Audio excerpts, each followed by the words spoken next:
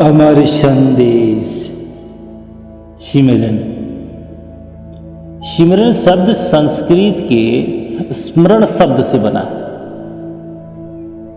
जिसका अर्थ है याद करना। किसी को बार बार याद करना, उसके बारे में बार बार सोचना, उसका स्मरण करना, यह सिमरन करना कहलाता है। परमार्थी भाषा में किसी मंत्र का बार बार जाप करना, यह सिमरन कहलाता है। हमारे मन की दो शक्तियां, ये पल पल किसी न किसी चीज के बारे में हमेशा सोचती हैं, और जिस चीज के बारे में सोचती हैं उसकी शक्ल बनाने की कोशिश भी करती हैं। मन की सोचने की शक्ति को सिमरन और स्वरूप बनाने की शक्ति को ध्यान कहा जाता है। मन सबसे अधिक उस चीज का सिमरन करता है जिसके साथ उसका प्यार होता है, जिसके साथ उसका आकर्षण होता है। और जिस चीज का यह जितना ज्यादा सिमरन करता है, उतना ही उस चीज का स्वरूप इसके आंतरिक जीवन में उद्भव होता है, इसका झुकाव भी उसी तरफ हो जाता है। संत महात्मा समझाते हैं कि मन अनंत काल से संसार के शक्लों और पदार्थों का सिमरन करता चला आ रहा है। इसके अंदर इन शक्लों और पदार्थों की गहरी छाप लग चुकी है। कुदरती तौर पर मन बार बार इसके बारे में सोचता है और इसका ध्यान करता है। इनके बारे में सोचते सोचते और इनका ध्यान करते करते मन इनका स्वरूप, इसका रूप हो चुका है। संत समझाते हैं कि मन को सिमरन करने की कुदरती आदत है। वर्तमान अवस्था में यह संसार के नाशवान शक्लों और पदार्थों के सिमरन में लगा हुआ है, जिसके कारण इसके अंदर मोह पैदा हो चुका है। मन की इस आदत से फायदा उठाकर इसे उस अविनाशी प्रभु के नाम का सिमरन में लगाना चाहिए। मन की सिमरन करने की आदत को ही नहीं, इसके सिमरन करने के आधार को बदलना है। संत महात्मा मन को संसार के सकल पदार्थों के सिमरन की बजाय परमात्मा के नाम के सिमरन में लगाने का उपदेश देते। जैसे जैसे मन प्रभु के नाम के सिमरन में लगता है, यह संसार के मोह माया से मुक्त होना शुरू हो जाता है। अविनाशी प्रभु के किसी भी नाम का सिमरन किया जा सकता है, लेकिन संत सतगुरु द्वारा दिए गए नाम का सिमरन करने का सही और सच्चा तरीका है। यह नाम सतगुरु का कमाया हुआ होता है। इसमें सतगुरु की हस्ती शक्ति का सार समाया होता है। फीकी वस्तु जब चाशनी की धार में से गुजरती है तो वह भी मीठी हो जाती है। सतगुरु द्वारा दिए गए सिमरन पर सतगुरु की आत्मा की छाप लगी। सतगुरु के दिए हुए नाम का सिमरन करो और सतगुरु के स्वरूप का ध्यान करो। कबीर साहब ने सावधान किया कि जो निगुरा सिमरन करे, दिन में 100 बार नगर नायका सत करे, जरय कौन की लाल। मन मर्जी के या ग्रंथ शास्त्रों में से लिए गए किसी नाम का सिमरन सतगुरु द्वारा दिए गए सिमरन की जगह कभी नहीं ले सकते। संत महात्मा समझाते हैं कि सतगुरु द्वारा दिए गए नाम का सिमरन पल पल क्षण क्षण करना चाहिए, क्योंकि यह सिमरन ही मन पर लगी जन्मों जन्मों के कर्मों और संस्कारों की मैल को उतार सकता है।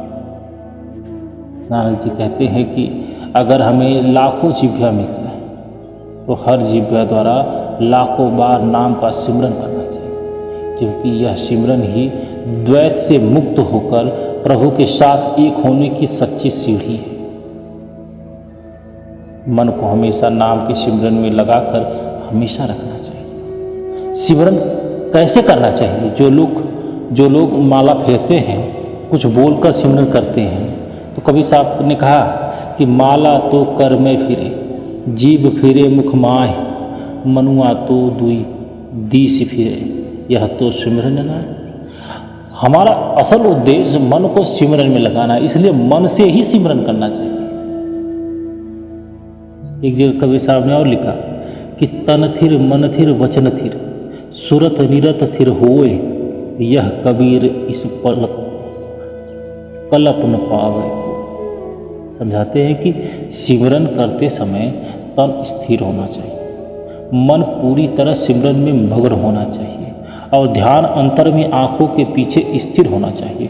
इस तरह से किया गया पल भर का सिमरन और स्थिर शरीर और चंचल मन द्वारा युगों परिवर्तन किए गए सिमरन से कहीं अधिक फलदायक होता है। जीव को नाम के सिमरन की आदत नहीं है, इसे संसारी वस्तु पदार्थों में सिमरन की आदत है। साधक सिमरन करता है लेकिन बार बार नाम के सिमरन को छोड़कर अनेक वस्तुओं पदार्थों के सिमरन की ओर दौड़ता फिरता है। इसका कारण नाम के सिमरन में उससे कमी आती है।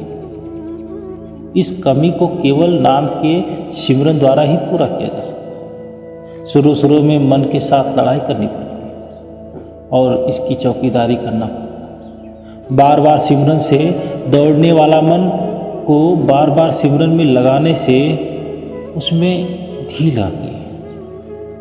शुरू में सिमरन शुष्क और नीरस लगता है, लेकिन ज्यों ज्यों सिमरन पकता है और ध्यान धीरे धीरे आंखों के पीछे एकाग्र होना शुरू हो जाता है तो सिमरन में रस आने लगता है।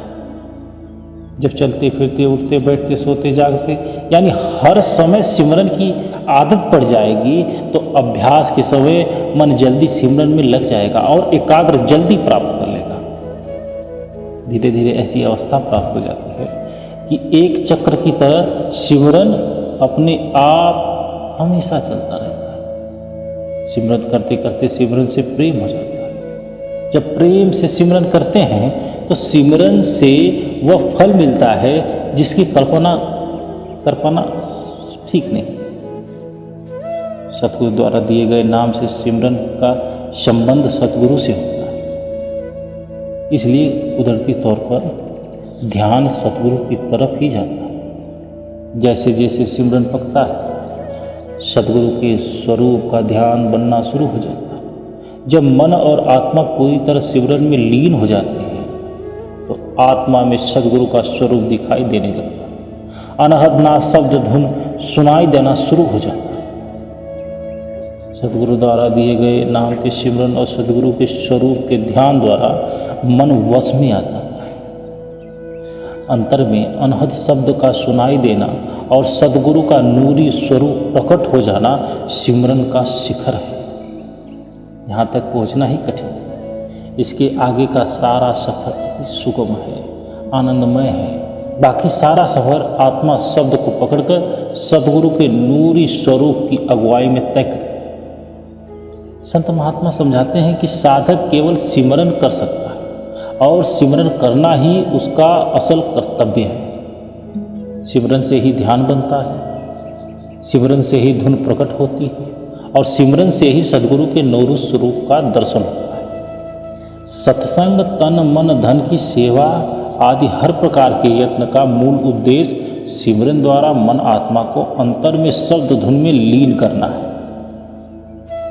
सिमरन का प्रेम ही सतगुरु और प्रभु का प्रेम और सिमरन की सच्ची रीत गुरु भक्ति। सिमरन से सफलता ही परमार्थ में सच्ची सफलता प्राप्त हो सकती। संत महात्माओं ने सिमरन को सब प्रकार से सुखों की खान और सब दुखों को नाश करने वाला उत्तम साधन बना, क्योंकि प्रभु के नाम का सिमरन साधक की आवागमन के समस्त दुखों से मुक्त करने के प्रभु में अभेद कर देता है, जिससे उसे परम आनंद की प्राप्ति हो। जय गुरुदेव।